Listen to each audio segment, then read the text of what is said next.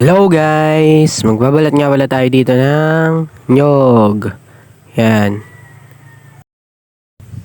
May tubo na pala ito guys.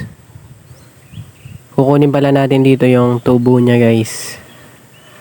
Yan. Balatan muna natin guys. Pabilisin na natin to guys. Kasi tatagal pa tong video. Yan guys. Yan. Mano-mano lang pala yung pagbabalat ko nito guys. Dahil sira yung aming tapasan. Yan nga pala guys. Papakita ko lang pala sa inyo dito guys yung tubo nito guys. Yung kinakain din yun guys. Abangan nyo na lang mamaya guys. Yan. Binabalatan natin guys.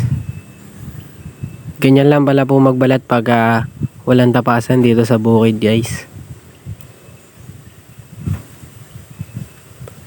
Yan. Mahirap na po itong balatan dahil po may tubo na guys. Yan.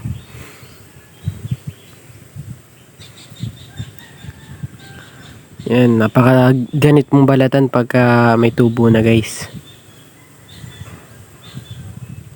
Yan na. Malapit na tayo guys.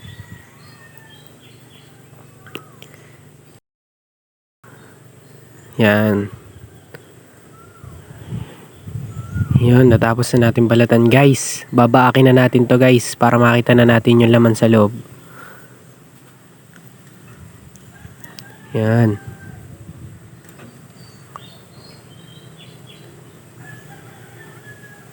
Yan guys. Wala na siyang tubig dahil may tubo na siya guys. Yan yung tubo guys. Yan guys, kinakain din pala yan guys.